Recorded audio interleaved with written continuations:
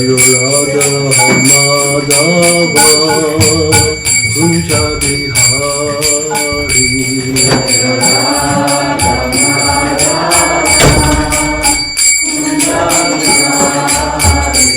Jayo Radha Madhava Kunja Bihari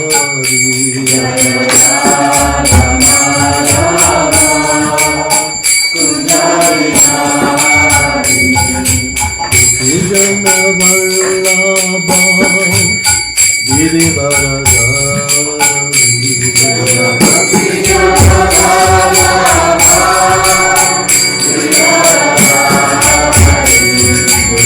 Krishna Vallabha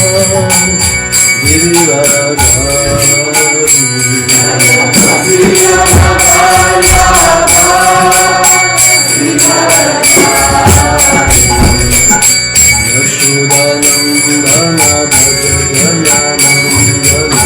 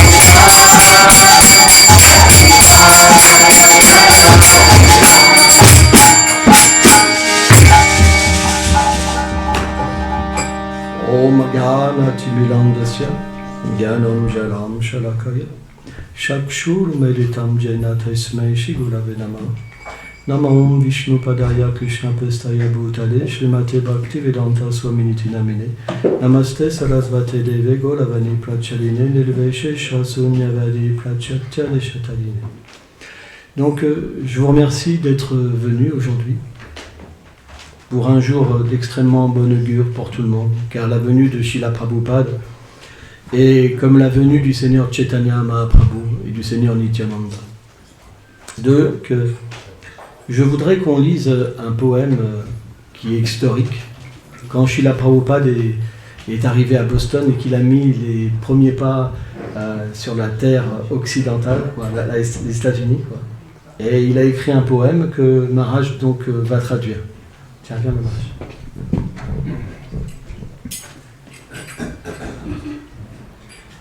Mon cher Seigneur, Krishna, vous êtes si bon pour cette âme inutile, mais je ne sais pas pourquoi vous m'avez amené ici. Maintenant, tu peux faire ce que tu veux avec moi. Mais je suppose que tu as des affaires ici. Sinon, pourquoi voudrais-tu m'amener dans cet endroit terrible?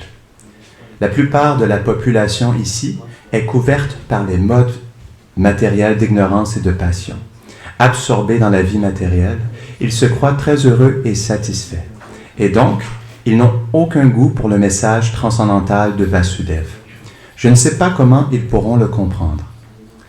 Mais je sais que ta miséricorde sans cause peut tout rendre possible, parce que tu es le mystique le plus expert. Comment comprendront-ils le doux service dévotionnel? Ô Seigneur, je prie simplement pour ta miséricorde, afin que je puisse les convaincre de ton message. Toutes les entités vivantes sont tombées sous le contrôle de l'énergie illusoire par ta volonté. Et donc, si tu veux, par ta volonté, elles peuvent également être libérées des griffes de l'illusion. Je souhaite que tu puisses les délivrer. Par conséquent, si tu le désires, ainsi leur délivrance, alors seulement ils pourront comprendre ton message. Les paroles du Srimad Bhagavatam sont ton incarnation. Et si une personne sobre la reçoit à plusieurs reprises, avec une réception auditive soumise, alors elle pourra comprendre ton message. Il est dit dans le Srimad Bhagavatam 1, chant 1, chapitre 2, versets 17 à 21. Sri Krishna, la personne suprême, qui est le Paramatma, l'âme suprême, dans le cœur de chacun, et le bienfaiteur du fidèle, du dévot, nettoie le désir de jouissance matérielle du cœur du dévot qui savoure ses messages, qui sont en eux-mêmes vertueux lorsqu'ils sont correctement entendus et chantés. En écoutant régulièrement le Bhagavatam et en rendant service aux purs dévots, tout ce qui est gênant pour le cœur est pratiquement détruit. Et le service aimant envers le glorieux Seigneur, qui est loué avec des chants transcendantaux, est établi comme un fait irrévocable. Au moment où le service d'amour s'établit dans le cœur, les modes de passion, rajas, et d'ignorance, tamas, et la luxure et le désir, kama, disparaissent du cœur. Ensuite, le dévot est établi dans la bonté et il devient heureux. Ainsi établi dans le mode de la vertu, l'homme rajeunit en aimant le service au Seigneur, se libère de l'association matérielle, mukti, et en vient à connaître scientifiquement la personne suprême. Ainsi, les nœuds du cœur et toutes les appréhensions sont coupés en morceaux. La chaîne des actions fructueuses, karma, l'action intéressée, prend fin quand on voit le soi comme maître. Il sera libéré de l'influence des modes de l'ignorance et de la passion, et ainsi toutes les choses de mauvais augure accumulées au cœur, au plus profond de notre cœur disparaîtront. Comment vais-je faire comprendre ce message de la conscience de Krishna? Je suis très malheureux, non qualifié et le plus déchu. C'est pourquoi je cherche ta bénédiction pour que je puisse les convaincre, car je suis impuissant à le faire par moi-même. D'une manière ou d'une autre, ô Seigneur, tu m'as amené ici pour parler de toi. Maintenant, mon Seigneur, c'est à toi de faire de moi un succès ou un échec, comme tu le souhaites. Ô Maître spirituel de tous les mondes, je peux simplement répéter ton message. Donc, si tu le souhaites, puisses-tu rendre mon pouvoir de parole adapté à leur compréhension. Ce n'est que par ta miséricorde sans cause que mes paroles deviendront pures. Je suis sûr que lorsque ce message transcendantal pénétrera dans leur cœur, ils se sentiront certainement engloutis et seront ainsi libérés de toutes les conditions de vie abominables. Ô Seigneur, je suis comme une marionnette entre tes mains. Donc, si tu m'as amené ici pour danser, fais-moi danser. Fais-moi danser, Seigneur, fais-moi danser comme tu le souhaites. Je n'ai aucune dévotion, je n'ai aucune connaissance, mais j'ai une forte foi dans le saint nom de Krishna. J'ai été désigné comme Bhakti Vedanta, et maintenant, si tu le souhaites, puisses-tu remplir le véritable but de Bhakti Vedanta. Signé, le mendiant le plus malheureux et le plus insignifiant, A.C. Bhaktivedanta Swami, à bord du navire Jaladuta, Commonwealth Pier, Boston, Massachusetts, États-Unis, en date du 18 septembre 1965. Donc avant de parler, je voudrais remercier une personne très spéciale pour moi. Je suis la parrain Gati Maharaj. Je sais qu'aujourd'hui il est très content. C'est une personne qui a été très miséricordieuse avec moi et je voudrais le remercier spécialement aujourd'hui. Je suis sûr qu'il est avec nous aujourd'hui. En fait, l'année dernière, il y a 2 ans, on a été à Boston, sur le quai où Prabhupada a marché. Et on ne peut pas imaginer ce qu'on ressent. On se sent petit, déchiré, empli de compassion, porté. Et un personnage tellement grand, tellement miséricordieux. C'est bien simple, quand vous touchez ce quai-là, Prabhupada vous fait vraiment ressentir que c'est un personnage vraiment spécial. Nous, particulièrement, on a fait un bon voyage. On a rencontré beaucoup de Vaishnavas. Et puis dans ce voyage-là, on est arrivé à la boutique du 2nd Avenue. Un cadeau sans pareil. Et là, je peux vous dire que j'ai vraiment ressenti que toutes les rues étaient imprégnées de la miséricorde de Prabhupada. Et on a ressenti dans notre cœur que on a capitulé devant la miséricorde de Prabhupada. Pourquoi Prabhupada ? Par exemple, certaines personnes n'acceptent pas que notre Prabhupada s'appelle Prabhupada. Mais on peut comprendre à sa grandeur que son nom lui est approprié. Aujourd'hui encore, par sa miséricorde, des milliers de dévots joignent le mouvement de Chaitanya Mahaprabhu. Sans sa miséricorde, personne ne peut chanter, personne ne peut écrire, personne ne peut distribuer des livres, personne ne peut distribuer du prashadam. On est tous des disciples de Bhaktivedanta Swami Prabhupada. C'est pour ça qu'il mérite le nom de Prabhupada. Parce que c'est le maître auquel de nombreux maîtres s'assoient aux pieds. Je vais vous raconter une petite histoire. Un jour, j'étais à Terkadamba. Terkadamba est un lieu particulier. C'est un lieu où Krishna et Balaram et les pâtres font une halte et il y a des arbres Kadamba où ils accrochent leur petit déjeuner. Et il y a un espèce de petit koun et il est particulier parce qu'il y a une mousse spéciale qu'il y a sur ce koun et qui paraît l'herbe pareille que sur le rivage. Et en fait, Krishna, pour jouer, il jette une balle. Et lui, en fait, il marche sur la mousse, il prend la balle et il ramène. Et il rejette la balle, et il y a un de ses amis qui y va, et plouf, il tombe dedans. Et tout le monde rigole. Donc c'est un lieu particulier où il y a beaucoup de sakyaras. Et j'aime beaucoup ce lieu parce que c'est un lieu où Srila Rupa Goswami a écrit le Bhakti Rasamrita Sindhu. Et c'est un lieu aussi, un divertissement, où Rupa Goswami, c'est la même personne mais dans un autre lila, quand il écrivait le livre, Radharani elle-même a mis son voile pour pas que le soleil le frappe. Et donc, j'étais dans l'ashram de ce Baba, et cette personne-là, elle critiquait beaucoup les dévots d'ISKCON, tout ça, et moi j'en pouvais plus. Et c'est incroyable. À un moment, il y a 3/4 d'ISKCON qui sont venus dans ce lieu à Terkadamba. Et c'était des dévots tout à fait normaux, si je peux dire. C'est pas des swamis, voilà, des gens qui pratiquaient énormément. C'était des gens de la ville qui chantaient un peu, etc. Et quand ils ont débarqué, ils ont commencé à chanter le Mahamantra à Krishna. Je peux vous dire que c'était empli d'extase. Et là, Krishna m'a fait voir la miséricorde de Prabhupada. Est-ce que Prabhupada a été mandaté spécialement pour donner cette miséricorde? Par exemple, dans le Chaitanya Mangal, Lochanan Das Thakur explique, où il y a un dialogue avec Chaitanya Mahaprabhu. Et Chaitanya Mahaprabhu, il explique qu'il va distribuer sur toute l'Inde sa miséricorde.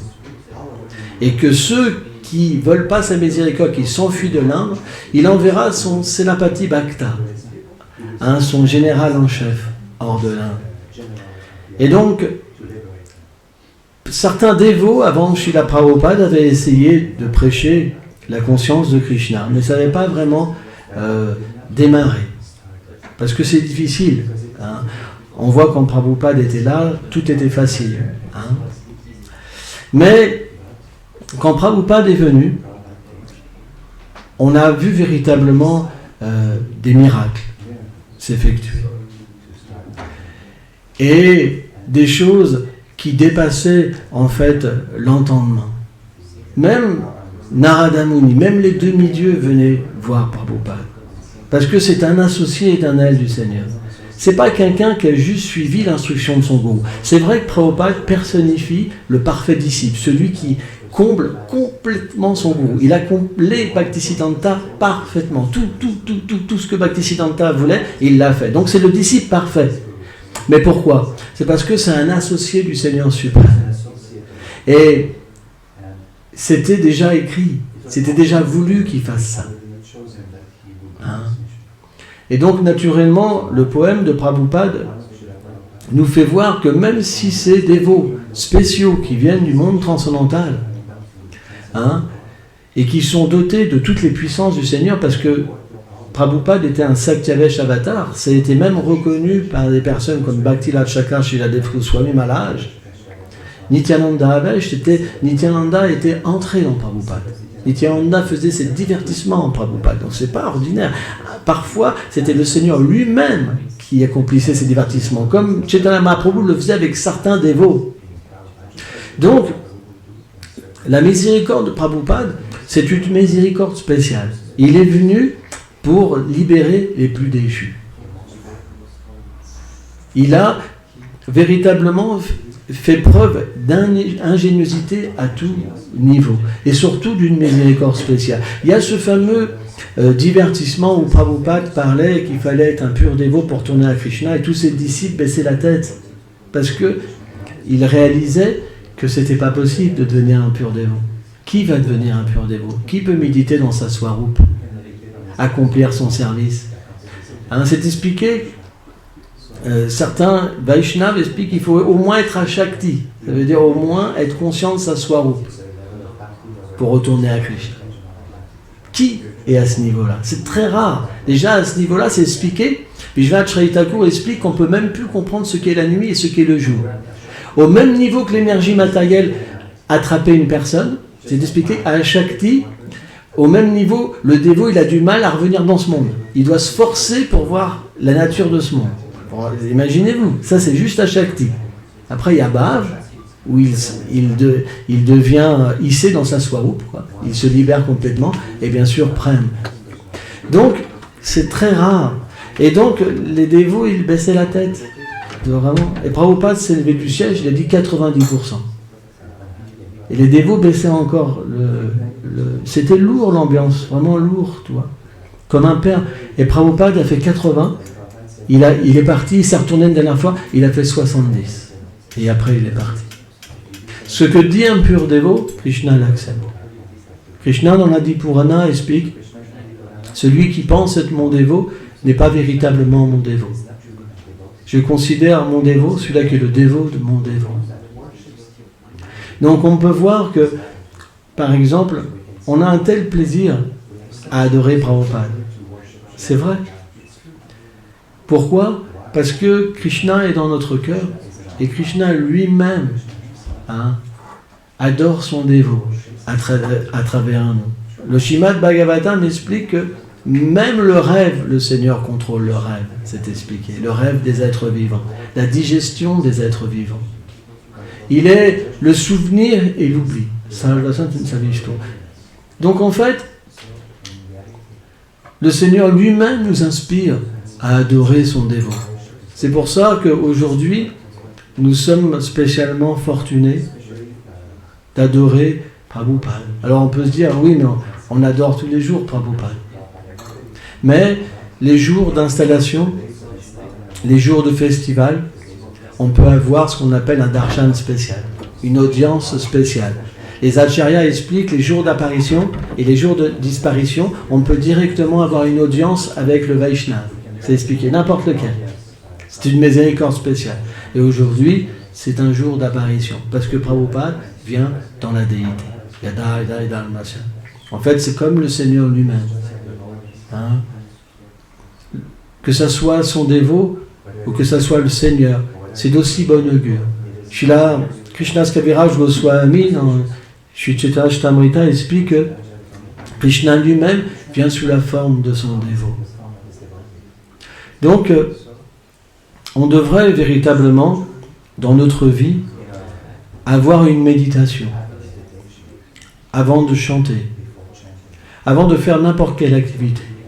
Une méditation sur la miséricorde de Prabhupada, sur le personnage de Prabhupada. Parce que pour nous, il est notre seule sortie. Moi, j'ai beaucoup voyagé, par exemple, dans la Gaudiya Math.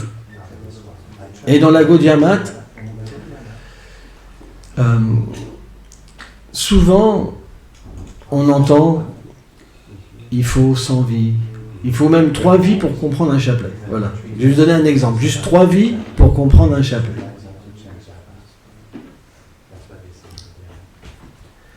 Mais ce qu'on ressent avec Prabhupada, c'est qu'on danse d'extase.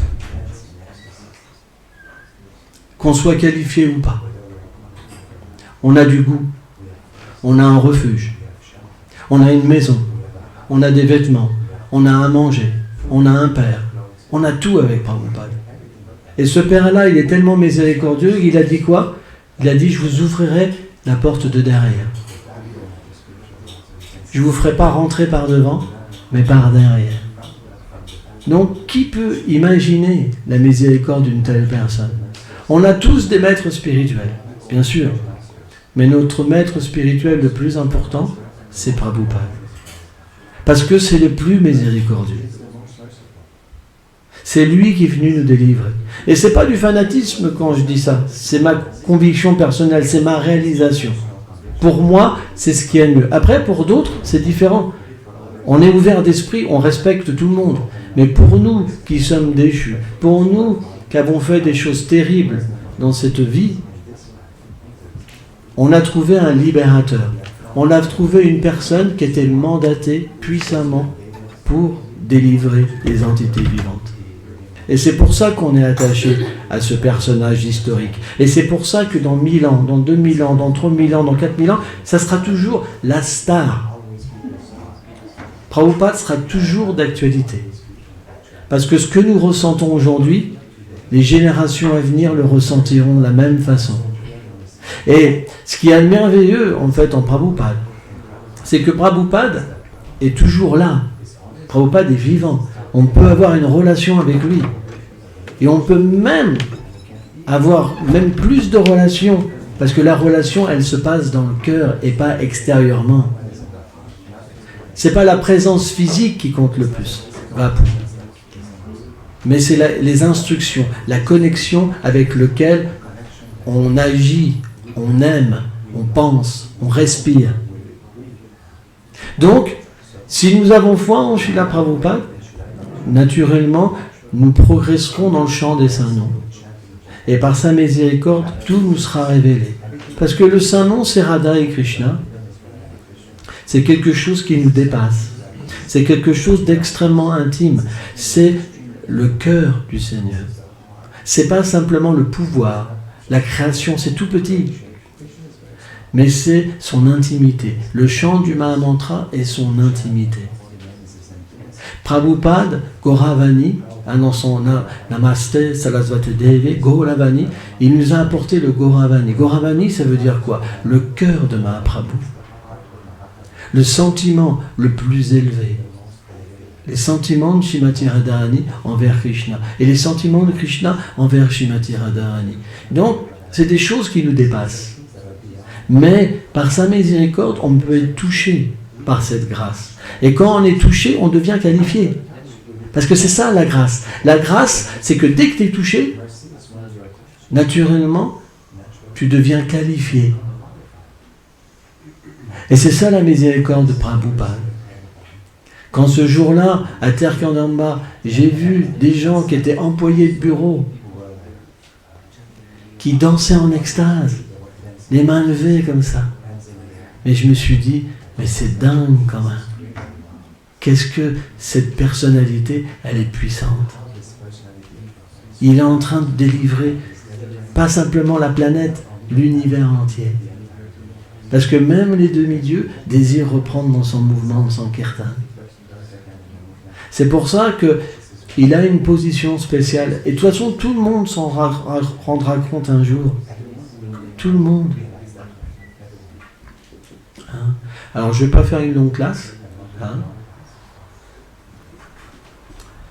Et j'aurais véritablement compris un instant la miséricorde de Prabhupada pour qu'il nous bénisse, pas pour des biens matériels, mais pour avoir la bhakti, la dévotion. C'est ça la prière d'un dévot. Prabhupada est venu donner le pur service de dévotion. C'était ça son but véritablement. Il le dit dans cette prière. Mais comment vont-ils comprendre une telle prière d'amour? Quand vous lisez cette prière à Boston, waouh! Après, il est reparti, c'est là où il a écrit la prière, sur le Jaladuta. Mais c'est un lieu mais tellement merveilleux. Je vous conseille d'aller, c'est particulier. On dirait que Prabhupada, il a vraiment mis son cœur à cet endroit. Ça vous transperce. Vous êtes obligé de pleurer. Ça coule tout seul, en fait. Votre gorge se serre et vous sentez votre corps trembler, quoi. C'est particulier, vraiment. Vous êtes complètement anéanti par sa miséricorde, par son désir de vous ramener. C'est vraiment le Père, quoi, celui qui nous aime. Il est le grand-père, il est tout, quoi. C'est un tel amour pour délivrer les êtres. C'est la personnification de la compassion, quoi. Quand vous venez à cet endroit, mais ça vous touche, ça vous marque. Au point que après, vous avez l'impression que c'est comme si quelqu'un, après, voit Krishna et cherche Krishna. Une fois que vous êtes touché par cette genre de miséricorde, naturellement, c'est difficile après de trouver un autre refuge que Prabhupada. C'est difficile, vraiment difficile, quoi. Et même quand on a été à Montréal, il y a un endroit où Srila Prabhupada, il a habité 3 mois. Il y avait Yamuna, Gurudas, etc. où il a formé les dévots spécialement pendant 3 mois. Et je sais qu'on a eu une miséricorde spéciale. Cette porte, elle est toujours fermée. Elle était ouverte et il y avait des clés de l'appartement au pied de la porte. Vous vous rendez compte? On n'a pas quand même osé, on a monté dans l'escalier. Mais c'est un endroit aussi, mais tellement merveilleux. Ce parc où il marchait, par exemple. L'endroit où Prabhupada dans ce parc Parc Mont-Royal. Ouais. Et c'est là où il y a l'arbre Hare Krishna, comment il s'appelle? Tompkins Square Park. Parce que je parle pas anglais. Mais là-bas, mais c'est un endroit, mais c'est magique. Il faut y aller. Tous les lieux saints, ils sont concentrés dans cet endroit. Mais c'est inconcevable. C'est une porte au monde transcendantal. Il faut aller, c'est le plus haut lieu de pèlerinage. C'est un endroit où Prabhupada, il a mis son trésor, vraiment son sentiment. Il pleurait à cet endroit, il a commencé ses premiers kirtans. C'est inconcevable comme endroit. Ça vous fout droit. Hein? Tous les endroits où Prabhupada a été, comme la nouvelle Mayapur, par exemple, c'est des tirtins, c'est des lieux saints. Hein? Donc voilà, je vous remercie. Maintenant, on va faire l'arti dans quelques instants. Et voilà, on espère que vous nous acceptez dans cette grande famille de Prabhupada. Hein? On a besoin de vous, on a besoin aussi de la miséricorde des dévots, fidèles à Prabhupada. Hein? Et puis, pardonnez nos enfances. Jai.